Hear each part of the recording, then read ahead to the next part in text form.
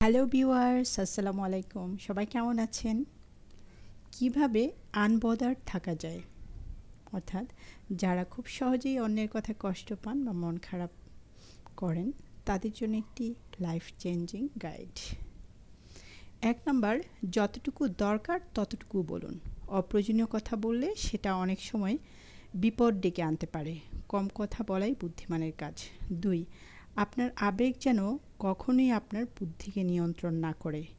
আবেগ থাকা ভালো, কিন্তু সিদ্ধান্ত নেওয়ার সময় মাথা ঠান্ডা রাখা অনেক ভালো একটা কাজ। ৩ নাম্বার, অন্যের কাছ থেকে বেশি আশা করবেন না। বেশি আশা করলে সে আশা পূরণ না হলে কষ্ট বেশি হয়, তাই বাস্তববাদী হন।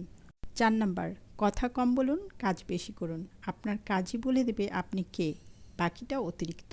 ৫ নাম্বার, সবাইকে খুশি করতে গেলে নিজেকেই হারিয়ে ১০ জন ১০ রকমের কথা বলবে, তবে নিজের পথ নিজেই ঠিক করবেন। ৬ নাম্বার, যারা আপনাকে অপছন্দ করে অনেক সময়ই তারা গোপনে আপনাকে অনুসরণ করে, তাই মনে রাখবেন তাদের নেতিবাচক কথা আপনাকে থামিয়ে দেবে না, বরং আরও বেশি শক্তিশালী করে তুলবে। ৭ নাম্বার, পারফেক্ট হতেই হবে এই চাপ নিজের উপর নেবেন না কখনো। আপনার ভুল ত্রুটিগুলোর মাঝেও একটা আলাদা সৌন্দর্য আছে, নিজের মতো করে সুন্দর হয় যথেষ্ট। ৮ নাম্বার, নিজের সত্যিটা জানুন এবং সেটাকে শক্তভাবে ধরে রাখুন। কে কী বলল তাতে নয়, আপনি কে সেটাই হলো গুরুত্বপূর্ণ। ৯, না বলতে শিখুন।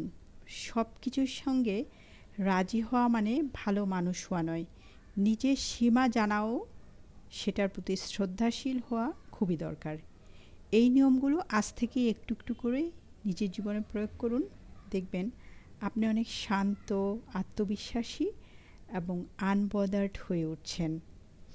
মন শান্ত তো জীবন শান্ত। আসলে এই থামরুলগুলো মেনে চললে আমরা ছোটোখাটো যে সমস্যাগুলোয় পড়ি সেগুলো থেকে বাঁচতে পারবো এবং নিজের আত্মসম্মান নিয়ে আত্মমর্যাদার সাথে আমরা আমাদের পারিবারিক, সামাজিক জীবনটা পার করতে পারবো।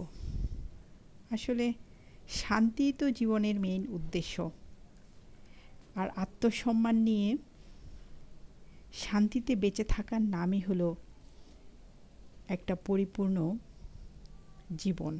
আসুন আমরা আগে নিজেকে বুঝতে শিখি, জানতে শিখি, নিজেকে, নিজের সম্মানটা কতটুকু, কতটুকু পর্যন্ত আমরা বলতে পারবো এবং কতটুকু পর্যন্ত বলতে পারবো না, এই সীমারেখাগুলো প্রথমে চিনি এবং নিজেরা ভালো থাকতে শিখি। ধন্যবাদ।